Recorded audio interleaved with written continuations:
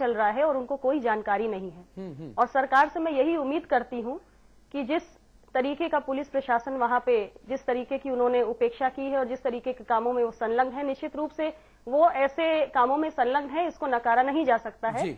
ऐसे अधिकारियों के प्रति सख्त से सख्त कार्रवाई होनी चाहिए जिनकी इस तरीके के घटिया कामों को अंजाम दिया जा रहा है। किस दिशा में जा रहा है?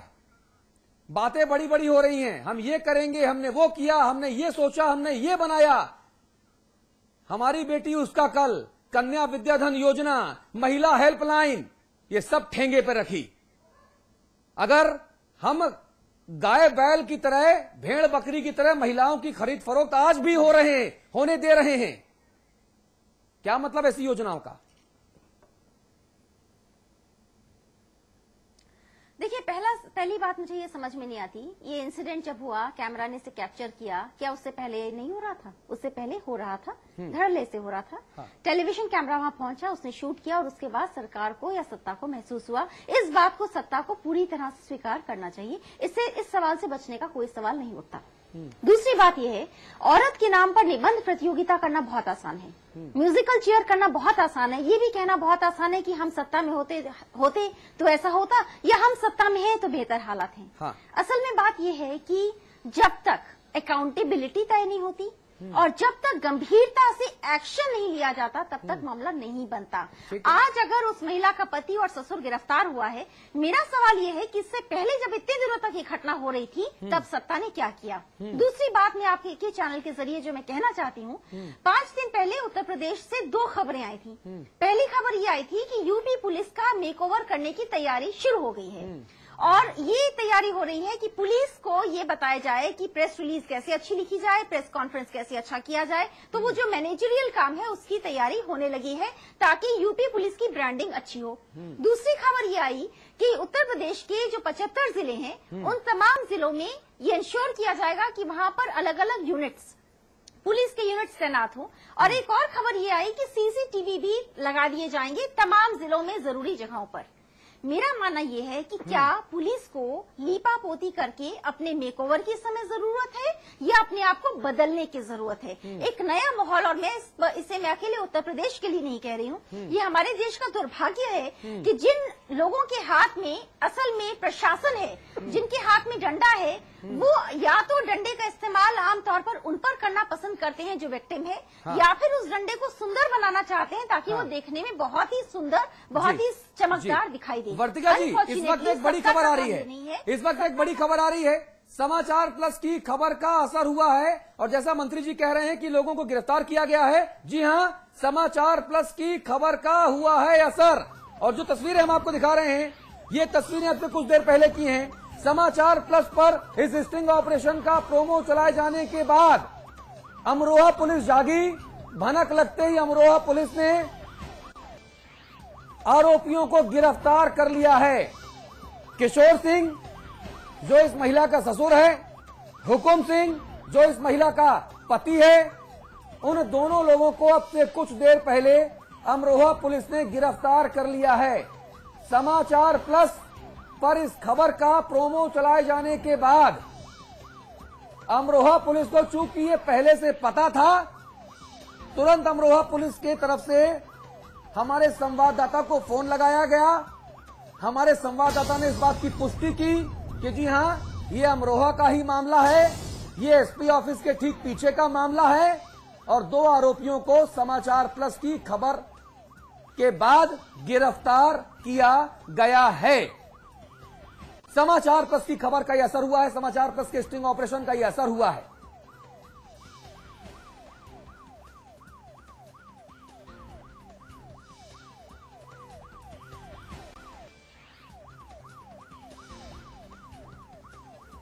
इस पूरे मामले में अमरोहा पुलिस के जो एएसपी हैं शकील अहमद साहब, उन्होंने क्या कहा वो आपको सुनाते हैं।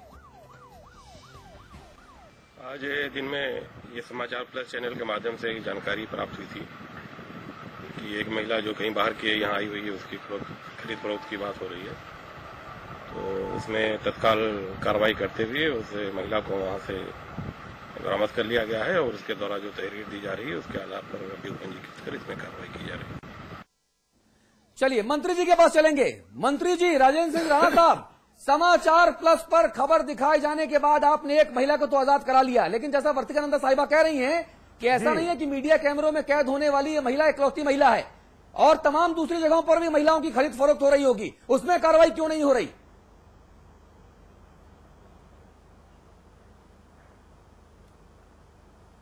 देखिए, मैं सभी का सम्मान करते हुए एक बात आपको कहना चाहता हूं, चैनल के माध्यम से भी और चैनल के सभी माननीय संपादक महोदय को भी, कि घटना को अतिरंजित करके नहीं दिखाना जाना चाहिए। किसी व्यक्ति विशेष या व्यक्ति एक खास महिला को लेकर जो भी आरोप और जो भी बात प्रदेश की सरकार को कही जा रही है, यह नितांत गलत है और सर्वथा अनुचित है। आप यदि हिंदुस्तान के आंकड़े पे जाइए तो हर 17वें मिनट में एक बलात्कार हो रहा है देश में।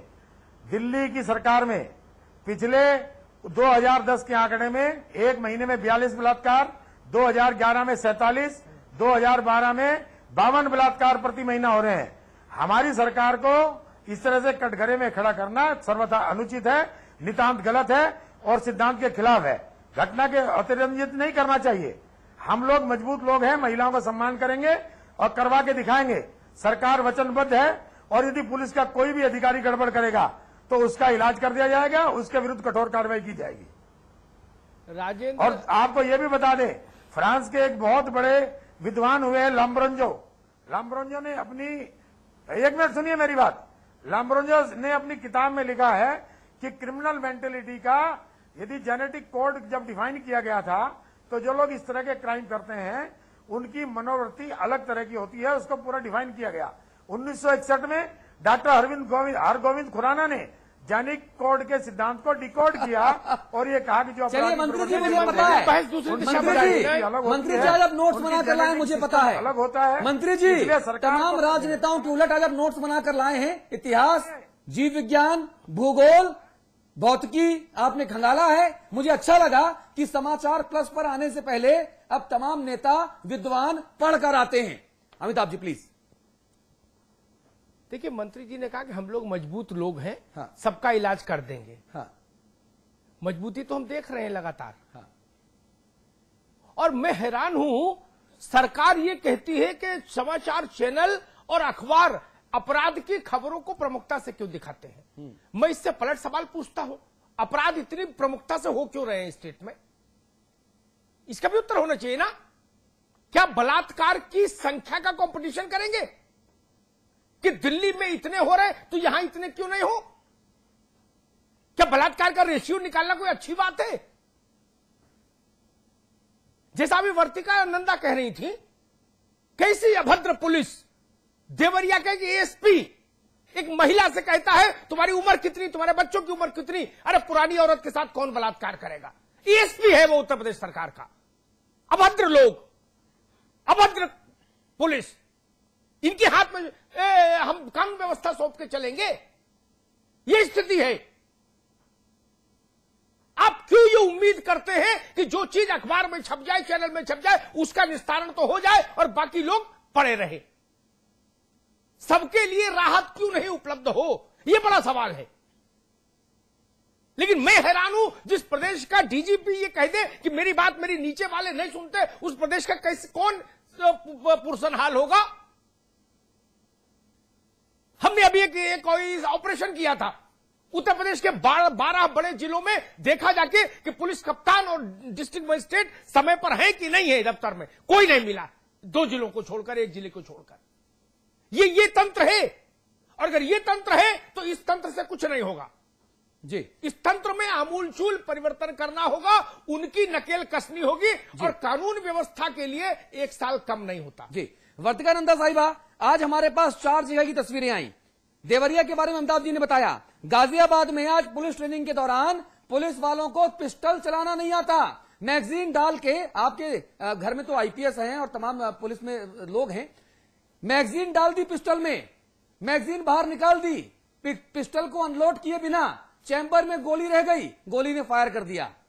गाजियाबाद में, मुजफ्फरनगर में एक, जी तस्वीरें देखिए टीवी स्क्रीन पर, गाजियाबाद, मुजफ्फरनगर, देवरिया। मुजफ्फरनगर में एक जो पुलिस के जवान हैं वो आंसू गैस का गोला चलाने वाली बंदूक को लिए हुए हैं, चला नहीं पाए, बंदूक नीचे की, गोला फूट गया, एक टीवी पत्रकार की आंख में घुस गया उसके कंकड़। फर्रुखाबाद में दबंगों ने होमगार्ड्स के जवानों को पटक पटक के मारा। वर्तिका जी, ये अंधेर कर दिया प्रदेश में। देखिए, एक तो बात मैं मंत्री जी को ये बात क्लियरली कहना चाहती हूँ कि बात ये नहीं है कि अकेले उत्तर प्रदेश में कितना अपराध हो रहा है या दिल्ली में कितना अपराध हो रहा है, ये कंपैरेटिव स्टडी का मौका नहीं है। उससे ज्यादा इस तरह के अपराध असल में गहरे आत्मचिंतन और आत्ममंथन और गहरे एक्शन की मांग करते हैं। लाल बहादुर शास्त्री नेशनल एकेडमी, जहां पर जब नए प्रोबेशनर्स आते हैं तो पहले उनकी ट्रेनिंग होती है वहां पर, और तमाम मॉड्यूल्स के अलावा जेंडर सेंसिटाइजेशन होता है। उसके बाद मुझे लगता है कि आमतौर पर जब खाकी वर्दी पहन ली जाती है तो हम जेंडर सेंसिटाइजेशन जैसे शब्द का इस्तेमाल उसी समय करते हैं जब बड़े बड़े अपराध हो जाते हैं। मैं मानती ये हूँ कि ऐसे अपराधों के बाद हमेशा ये बहुत जरूरी है देखना कि हमने जो तय किया है और हम जो कर रहे हैं उन दोनों के बीच में कितना बड़ा फासला है। जैसे कि अपराधों के होने के बाद चाहे वो मंत्री हो या वो संतरी हो, ये सोचना जरूरी है कि क्या हम अपने स्टेट की पुलिस को सटीक और सार्थक करने के लिए जो उपयोगी कदम है वो उठा पा रहे हैं या नहीं। दूसरी बात, उनका फीडबैक मैकेनिज्म क्या है। अगर आपका ऑफिसर ये बात कह रहा है कि पुरानी महिला के साथ रेप कौन करेगा और उस पर आपको बड़े घंटे लगते हैं रिएक्ट करने के लिए, तो मेरा ख्याल है कि इससे बड़ी शर्मनाक बात नहीं हो सकती। और तीसरी बात यह है कि देखिए, पब्लिक वही बिलीव करती है जो वो देखती है। अभी पब्लिक देख रही होगी ये तस्वीरें, और उसके अलावा पब्लिक के मन का एक डर पुलिस के लिए जो रहा है वो तो खैर हमेशा रहा ही है। ये बहुत जरूरी हो जाता है कि प्रशासन पुलिस के फेथ को रेस्टोर कर पाए। अनफॉर्चुनेटली अकेला उत्तर प्रदेश नहीं, बहुत सारे राज्यों में ऐसी चीजें आती रही हैं और हमें एक्शन होता नहीं दिखा है। क्राइम रेट लगातार अलार्मिंग रहा है, और हमने ये भी देखा है, अभी आपने देखा होगा 2 दिन पहले जो संसद में हुआ, जिस तरह के कमेंट्स किए गए, हमारे माननीय सांसद, कई सारे माननीय सांसद उस पर हंस रहे थे। आप सोशल मीडिया नेटवर्किंग साइट्स पर जाइए, इसी तरह के कमेंट्स मिलते हैं, और हम ये कह रहे हैं कि हम कानून को सख्त करें। मैं ये मान रही हूँ हमारे पास जो है, जरा पहले उसे तो पलट कर देख लीजिए, वो इस्तेमाल सही से हो रहा है क्या? पब्लिक वाकई अपनी इज्जत की रक्षा के लिए जा पा रही है उनके पास? और क्या हमने ऐसा कोई रोल मॉडल अभी तक दिखाया है जनता को? और एक मैं बहुत जरूरी बात कहना चाहती हूँ, भले ही आज उसका पति और ससुर गिरफ्तार हुआ है, क्या मीडिया फॉलो अप कर पाएगा कि इस घटना के बाद उस युवती की क्या हालत होती है? अच्छी बात कहीं ये तो नहीं कि समाज या परिवार उसको और ज्यादा प्रताड़ित करने लगे? क्योंकि स्टोरी को एक लॉजिकल कंक्लूजन तक लाना बहुत जरूरी है।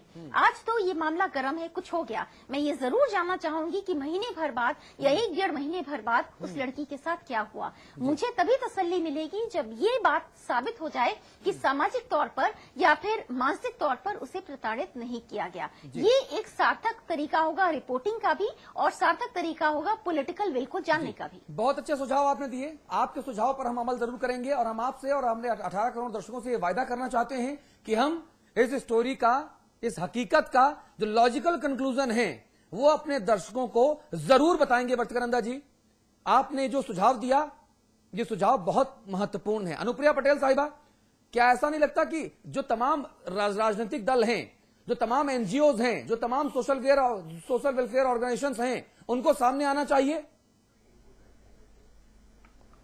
देखिए, पॉलिटिकल विल के बगैर तो कुछ भी, कोई भी बदलाव संभव नहीं है। हाँ। और अभी जो बात कही जा रही थी, एक प्रचलन सा बन गया है कि जब भी किसी भी सरकार को कोई हकीकत या किसी घटना से रूबरू कराया जाता है तो वो सबसे पहले ये बताने की कोशिश करते हैं कि दूसरी सरकारों की या दूसरे राजनीतिक दलों की क्या कमियां हैं, या कोई दूसरे हमसे किस कदर बदतर परफॉर्म कर रहे हैं। तो मैं समझती हूं कि कभी भी कोई समस्या जो बहुत गंभीर है अगर सामने लाती है, मीडिया के माध्यम से ही सही, तो हमें अपना बचाव करने के बजाय ये चिंतन, ये मंथन करने की आवश्यकता है कि अगर ये समस्या प्रदेश के एक कोने में है तो प्रदेश के अन्य कोनों में भी हो सकती है, और ऐसा कौन सा सिस्टम हमें डिवाइस करना चाहिए जिससे ये समस्या जो एक बड़े पैमाने पर है उसको हम अप्रोच कर सके, पूरी तरीके से जड़ से मिटा सकें। हाँ। और ऐसा नहीं है कि देह का जो व्यापार हो रहा है ये एक ऐसी समस्या है जिससे कोई भी सरकार, कोई भी राजनीतिक दल या कोई भी आम नागरिक अपरिचित है। महिलाओं का शोषण लगातार हमारे समाज में होता रहता है, और मैं समझती हूँ कि जितने भी हमारे राजनीतिक दल हैं और जितने भी सोशल वेलफेयर ऑर्गेनाइजेशन हैं या एनजीओज हैं, अगर एक साथ मिलकर इस पर चिंतन मंथन करेंगे, चर्चा करेंगे और मिलकर काम करेंगे ईमानदार नियत के साथ, तो निश्चित रूप से अगर प्रदेश के अन्य कोनों में भी ये समस्या है तो उसको उखाड़ फेंकने में हम लोग कामयाब भी होंगे। तो मैं समझती हूँ इसके लिए विल स्ट्रांग होनी चाहिए और ये हो सकता है। जी मंत्री जी, अब ये खुलासा हो चुका है, आपकी पुलिस ने कार्रवाई कर दी है। समाचार प्लस की खबर के बाद एसपी साहब जाग गए और उन्होंने कार्रवाई की है। आपने भी जानकारी दी कि कार्रवाई हुई है, लेकिन वर्तिकानंदा साहिबा कह रही है कि लॉजिकल कंक्लूजन क्या, उस महिला की पूरी जिंदगी पड़ी है उसके सामने, क्या सरकार उस महिला की मदद करेगी?